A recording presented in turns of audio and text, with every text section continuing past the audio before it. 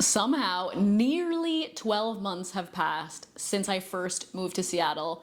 It has flown by. And about 12 months ago today, I was sitting on my computer trying to find information, frantically searching to understand what my life might look like once I got here. Unfortunately, I mostly came up empty-handed. There is information out there for sure. A lot of it on YouTube is coming from real estate agents, which is great for their business, and I completely understand why they're making videos, but it's certainly one-sided, and the idea is for you to contact them. There's also blogs out there from people who have been living in Seattle for maybe their whole lives, but at least for 5, 6, 7 years or more, which is great for finding the best pizza, the best Italian food, great restaurants, things to do. But it's hard to get an understanding of what your life's gonna look like in those first few months, the first year, the first 2 years, from people who forgot. So in today's video, I'm hoping to help those of you who are in my shoes last year that are preparing to move to Seattle, thinking about taking a job there. Maybe you already have. You're thinking about coming to college here, or you've already been accepted. How exciting. And you want to know what to expect. Let's get into it.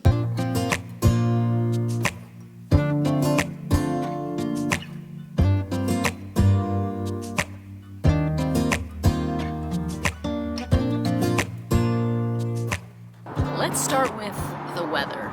Now, there are a lot of misconceptions out there about Seattle weather, and I think it's only fair that we clear them up. It doesn't rain a lot in Seattle, but it rains a lot. You know what I mean? One of the things that Seattleites love to tell you is that it rains more in New York, volume-wise, than it does in Seattle. And while that may be true, it rains very frequently in Seattle. It's not like down south, where they have like a wet season in the summertime and it gets really hot and humid, and then you get these thunderstorms that come in and it rains for like half an hour, and then it's gone and it's sunny again. Like that almost never happens in Seattle, unless you get an atmospheric river. Look it up, it's a new phrase for me too. However, for the most part, Seattle rain is like a drizzle, a very light mist almost.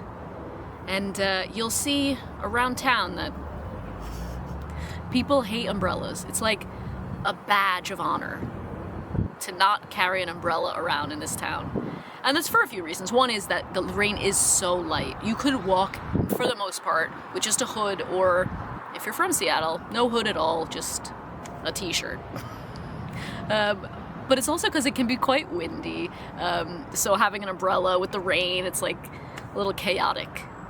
The best thing you can do is invest in some really good waterproof clothing, a really great rain jacket that comes down sort of like past your butt, like not quite to your knees, but that'll protect you from this mist, which, if out long enough, will completely soak you through. But you can still enjoy being outside with this weather, which is one of the nice things about Seattle. It's not like it's absolutely pouring it down when it does rain. It does sometimes do that. Again, the atmospheric river, it's chaos. But for the most part, the rain isn't like crazy, but it is constant, especially in the winter and into spring. It can be cloudy very regularly. It's also, because of the location being so far north in the country, you have very short winter days. It means very long summer days. But yeah, if you're sort of a big lover of sunshine and you really need sunshine, Seattle's gonna be a struggle for you for 9 months of the year. Another big question that I get asked a lot is, do you need a car in Seattle? Now, if you're coming from most places in the US, you're probably pretty used to having a car to get anywhere. But if you're coming from a city like maybe Chicago or New York or even Boston, where you live downtown and you can survive pretty well without a car, you can also do that in Seattle. For sure, if you live within the Lake Union area, and even a little bit in every direction, you can absolutely use the bus network, the light rail. Those are very well connected. They're not totally reliable. There have been times when I have waited and waited and waited for a bus to come, and it never showed up. So, but for the most part, it is pretty reliable, especially the light rail, and for the most part, the intercity buses are regular. However, if you want to get out and explore all of the things that make Seattle such a great place to live, like the beaches, the lakes, the mountains, even just getting anywhere within the city a little bit quicker or on your own time scale, you'll probably want to have a car. Overall, car is king in Seattle, even though the public transportation for the US is pretty good. Having a car, at least one car within the household, is going to be the way to go. If you have to commute to work, you're going to want a car unless you are working downtown. It's just going to make life a lot easier. But parking is for sure a problem in the city. I often take the bus if I'm going to go to Ballard to like have a walk around, or go to the farmer's market, or if I'm going to go to the U District and do some shopping, or just like wander around and go to cafes and stuff. I think it's a lot easier to take the bus. Parking can be super expensive, $8 an hour in Ballard. I've seen it up to $12 an hour in Ballard. Crazy. But there's also a decent amount of free parking. It's just, you gotta find it, and you gotta get there first. There's a lot of permit parking. If you live here and you have more than one car per household, a lot of these houses in Seattle were built with no driveways. So even people who own houses are parking on the street, which makes street parking incredibly difficult. If you live in an apartment building, the apartment buildings do have parking, but it can be costly. The cheapest I've ever seen it for indoor parking at an apartment building is like $125 a month. It can be upwards of $200, $250. If you have an electric car that you're going to be plugging in, you can pay upwards of $300 a month. So yeah, things to keep in mind when it comes to having a car. It can be costly, and the price of gas is nuts. And while we're on the topic of cars and driving, you guys, a lot of things to love about Seattle and the people, but their driving is not one of them. I lived in a lot of crazy cities with crazy drivers, but Seattle, there's a couple of reasons why. The roads are pretty bad. The roads around the city, the I-5 through the city, there's potholes everywhere. The roads have been patched up badly. The traffic lights sometimes don't make any sense. You're like waiting for the light in front of you to turn green while your light is green, but you can't go because there's too much traffic. People drive left around roundabouts. It's crazy here. You have to have your wits about you. And I think generally people are just more distracted now when they're driving. Everyone's using their cell phones. The amount of cars that I've seen drive past where people are looking down whilst moving forward. So be careful. Get some insurance. Make sure you're keeping your eyes peeled out there, because these drivers, man. I think the number one question that people have about moving to Seattle is about the cost of living. And the answer that I usually give people is, it depends. If you're coming from New York, if you're coming from LA, San Francisco, Austin, Denver, which many people do, it's not that different. You might find some things are actually even cheaper here than there, and you'll find some things are more expensive here than there. If you're coming from somewhere else in the US where the cost of living is lower, I don't know where those places are, but if you want to let me know in the comments, maybe I will move there. But some of the things that shocked me when I first got here were the cost of gas is incredibly high here. If you're driving a car that takes gas rather than an electric vehicle, you're looking at, it's never been below $4 in the year that I've lived here. It's never been below $4.20. It's usually somewhere between $4.40 and like $4.80 for regular unleaded. Okay, for me that's been one of the biggest shocks every time you go to the pump. You pay a lot for it. Food is quite expensive here, going to the grocery store and eating out. It's definitely a luxury to eat out here. Even cheap places, even food trucks, you're looking at like $15 to $20 for a sandwich, which is still mind-boggling. You can for sure find cheaper places to eat, places under $10 in the U District, even around Fremont and Wallingford. I have found plenty of great little budget spots, but often that's for lunch or it's like a takeout kind of food. So yeah, food is definitely on the more expensive side here when I compare it or talk to my family who live in Tennessee, in Florida, in Wyoming, friends who live in New York still and Boston. Food costs at the grocery store are higher overall, I would say, than in other parts of the country. Rent is comparable to other cities of this standard around the country. I think rent is going up across the country, the world over, to be honest. Like, inflation, of course, is wild. I will do a full tour of my apartment, my sort of one bedroom that I have here in the Fremont Wallingford area when I move out next month, so that you get an idea of what you can get for your money.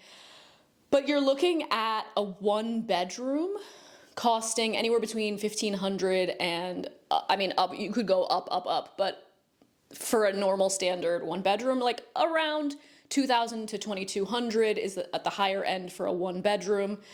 You can get things for less, you can get things for more, but on the lower end, you're looking at apartments that maybe don't have a dishwasher or don't have in-unit washer dryer. If you're happy to share a washer dryer with the building, that's available for a lower cost. If you want sort of the higher end, newer buildings, you can have places that have gyms and rooftops and, are brand new. My apartment is somewhere in between. It is in one of those buildings that has a gym and a rooftop. We have underground parking, which we pay a little bit more for. We have our washer dryer in our apartment. We have a dishwasher. We have a garbage disposal. So yeah, but it's not super new, as you can see from my kitchen behind me, and it's also not particularly spacious. The camera is in the bedroom, so that's where we are. Parking is another cost that you're definitely going to want to have to consider, but I do think that actually, bills are lower than I thought they were going to be. Electricity is pretty affordable. Every 2 months, we pay the Seattle City Lights or Seattle Lights or something. And it's only like $40 every 2 months. 2 people live here. I work from home, so I'm constantly plugging my laptop in. Lights are on all the time. So I thought that was pretty good. And then everything else that we pay in our apartment comes from the building. So sewage, garbage, water, heating. No air conditioning, mostly anywhere in Seattle. But that's all included, and together that's like an additional $100 a month or so. So $120 a month plus $25 a month for internet, which is pretty rapid. We have Astound Internet if you're looking for a provider. Pretty happy with them. So yeah, cost of living depends. I live pretty simply. I got to eat maybe once or twice a week with my boyfriend or with my friends, but I love to cook. I cook a lot from scratch because I work for myself. I have the luxury of being able to spend more time cooking from scratch. So again, that's more affordable than if you were going to eat out a lot or do a lot of takeout orders, or if you were going to do like pre-prepared meals that you get delivered. So yeah, your cost of living is based on the lifestyle in which you would like to lead. But you can live in Seattle for under $100,000 a year. So don't let anyone tell you otherwise. One of the things that I love about living in Seattle, and probably the number one reason that I chose Seattle over other places, was because of the access to green space. Even within the city, I mean, you can't quite see it by the skyline there, but you've got Lake Union right in the middle of the city. You have Green Lake, you have Magnuson Park, you have Golden Gardens, you have Discovery Park. Washington Arboretum, you have Alki Beach, there are Seward Park, these are all within Seattle proper. So it's so amazing to be able to hop on the bus or walk to Gasworks or Green Lake and just be able to be surrounded by nature. You get away from the traffic noise pretty regularly, very easily at most of these parks. And then in about 30 minutes, 25 minutes if you live closer to the I-5, you can be at the Issaquah Alps, Cougar Mountain, Tiger Mountain. You can be up in an hour at North Bend, where all of these incredible mountains and amazing hikes are. You've got lakes. Lake Washington is incredibly easy access to go swimming. And even the beaches here, nice icy cold dip in the Puget Sound.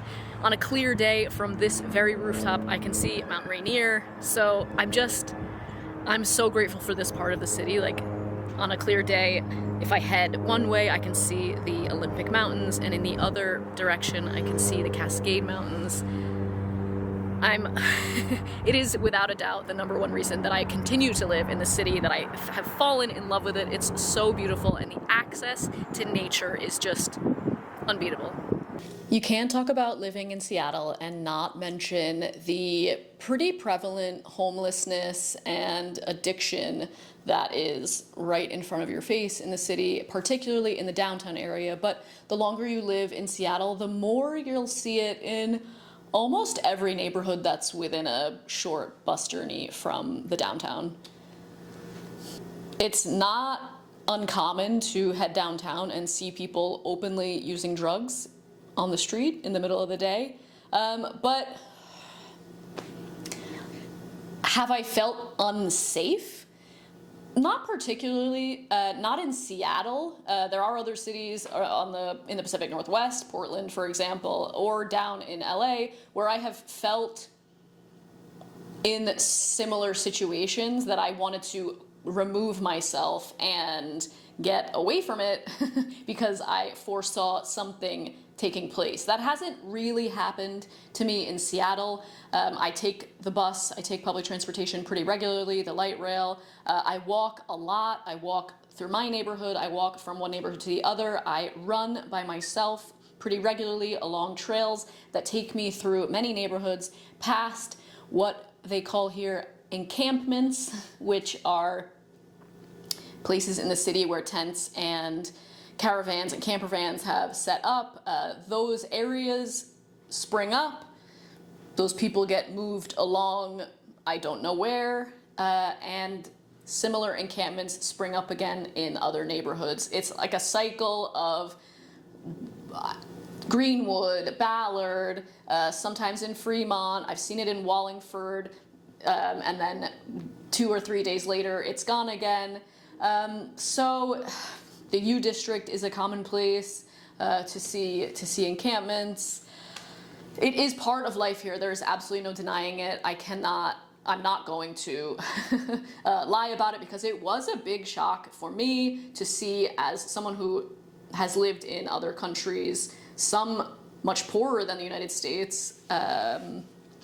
So yeah, something to expect, something to see if you're coming from other cities on the West Coast. Maybe it's something that you are already familiar with. But yeah, it is a part of everyday life here in Seattle. Is it changing? I can't say. When I speak to people who are from Seattle about it, either they don't want to talk about it, or they are quite happy to say that the city is doing what it can, or that yes, it's part of life here. They are mostly apathetic about it at this point. So yeah, expect that when you come to Seattle. This may very well be a positive or a negative, depending on your take, but Seattle is a very, very casual city. If you're coming here to work a tech job, I've seen people go to work in jeans and sweatshirts, borderline sweatpants, some might say. If they don't have a button, are they sweatpants? I don't know. But it's even when you go out at night, I was expecting to be able to like dress up a little bit, heels and makeup, getting my hair done, and that is not Seattle. You can go out like that, absolutely. I mean, one of the beautiful things about Seattle is you can wear whatever you want and nobody's looking at you, nobody's judging you. That's an amazing thing. The joke in Seattle is that people always look like they're ready to go on a hike. It doesn't matter whether they're going to work or they're going to a bar or they're going to a restaurant, they're walking down the street. And that's because I'd say 50% of the people have just finished or are about to start a hike. It's true. But yeah, if you're looking for like a cosmopolitan vibe where you can, you know, feel really dressed up and like go out and have cocktails with your friends, like you can find those places, but they are far less common than the dive bar, craft beer scene, the craft cider, the, you know, humble local neighborhood bars, which are much more popular here in Seattle than the high-end cocktail spots. I have a friend who moved over here a couple years ago. She works in consulting. She is from the East Coast, has worked in New York and DC, and she said that the last time that she's worn a blazer was the first day of work here in Seattle. So you get an idea of even the more business attire focused industries are still more casual here. I have maybe never seen a man wearing a tie since I've been here this whole year. And okay, granted, I don't head downtown during the week that often, but I have wandered the downtown area on a casual Tuesday or Wednesday and seen people in suits, but never a tie. So yeah, you can expect to be able to wear, I mean, what you want, seemingly wherever you want. So what are the best neighborhoods to live in when you are moving to Seattle? There are a few factors that you'll want to consider when you are choosing your neighborhood. The first one is if you're commuting to work, you want to be relatively close to where your office or your place of work is going to be. Traffic in Seattle isn't LA bad. It's not horrible, but during peak hours, when people are trying to get to work for 9:30 and come home the traffic tends to start around 3:34 o'clock until about 6 o'clock, and it can just be frustrating. There's a lot of traffic lights, there's a ton of stop signs, there are roundabouts that most people don't know how to use. So you want to be close to home if you don't want to have a long commute. But if the commute doesn't really bother you and the location of where you're living is more important, then that's great. So some of the most popular neighborhoods, if you're working, say, in downtown or Amazon, many people live in Belltown or South Lake Union, which you'll see sometimes called SLU. There's also Queen Anne, which is split into two parts. You have Lower Queen Anne, which has been given another name now, Upper Downtown or something. Oh, Uptown, it's called now. And then there's Queen Anne Hill, which is a little bit more expensive, a lot more residential. Doesn't really feel like you're in the city, but you are. You're so close to all of the action from there. So it's a common place to live if you want to live in a mansion that overlooks the city. Slightly more affordable options are Capitol Hill, which again is just sort of on the east side of downtown. And there you also have East Lake, which has tons of apartments that are pretty affordable. East Lake is a good option if you're going to be commuting to UW, to the University of Washington, and you don't want to live necessarily around all the students in the U District. East Lake is a really easy commute across the bridge to straight into the University of Washington campus and the U District area. If you want to live near the campus, U District is a good option. You also have Roosevelt and Ravenna, which are neighborhoods that seem to be enveloped by the U District anyway, but all of those are east of the I-5.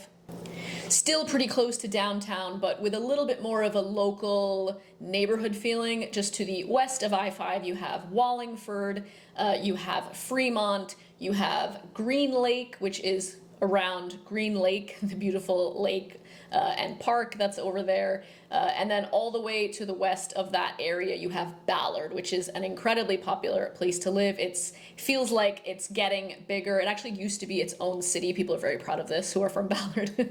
But it has, of course, been enveloped by Seattle now. If you want to be close to the beach, again, have a sort of community vibe, West Seattle is a pretty popular place for people to go. There's a lot more space over there. The cost of living is a little bit lower, but you have more of a commute if you are headed back into the city. And then you have tons of neighborhoods south of downtown, and which again, the cost of living tends to be a little bit lower than North Seattle, but you also have some really luxe apartments and beautiful homes down there. One of the best things to do is really to just come to Seattle. We stayed in an Airbnb for just over 2 weeks, and in that time, we got to know some of the neighborhoods that we had already sort of earmarked because we wanted to be close to where my boyfriend would be commuting for work, and we just spent some time there. We were looking at some apartments, we'd packed a little lunch with us, and we walked to Gasworks Park, and we sat on a bench and looked out over Lake Union, and I looked at him and I said, this is the neighborhood I want to live in. And that's how we chose sort of Wallingford, Fremont area. Speaking of neighborhoods, the other thing you want to think about with your neighborhoods is that in Seattle, even though the city is compact, people really hang out in their area. So if you want to date, if you want to make friends, you might want to consider the demographic of the neighborhood that you're moving to and whether or not that suits you and your personality and your hobbies, because most of your friends are going to be in that neighborhood. I have heard people who start dating someone who lives in Capitol Hill and they live in Ballard, and they both agree that it's not working out because it's too far to travel. It's so close, you guys. It's like 25 minutes max on it with traffic. But on the weekends, when your time is yours, you want to, have your favorite restaurants, your favorite cafes. You want to walk through the locks if you live in Ballard, or along the Burke-Gilman if you live in Fremont or Wallingford, or around Green Lake, or along the Washington Arboretum if you're down over in Capitol Hill. You want to go to South Lake Union Park if you are living in Belltown or South Lake Union. So you get the idea. You find places that you like. This is not you personally. Don't get upset. But I'm telling you what my experience has been with most people in Seattle. People tend to stick to the region of where they live. If they live in Ballard, they'll maybe extend out to Fremont. People in Fremont and Wallingford will head up to Green Lake or Greenwood. But I've even seen people who live in Wallingford in the Facebook groups that I'm in say that it's a bit of a trek to go to Greenwood, which is not even 10 minutes up the road. So yeah, for me, it's fascinating because it's not far. Everyone has a car, so there you go. Another thing to think about as you consider your neighborhoods. I hope you enjoyed hanging out with me on my rooftop. I hope that you found this video helpful as you plan your move to Seattle. If you have any questions at all about life in Seattle, finding apartments, that sort of stuff, let me know in the comments below. I will be making tons more videos once a week, every Sunday or Monday. I can't make a promise on the day specifically, but every week I will be publishing videos about life here in Seattle. So be sure that you are subscribed so that you don't miss out. And if you found this video helpful, please give it a thumbs up. It really supports my new channel. Thanks as always for watching, and I will see you next time.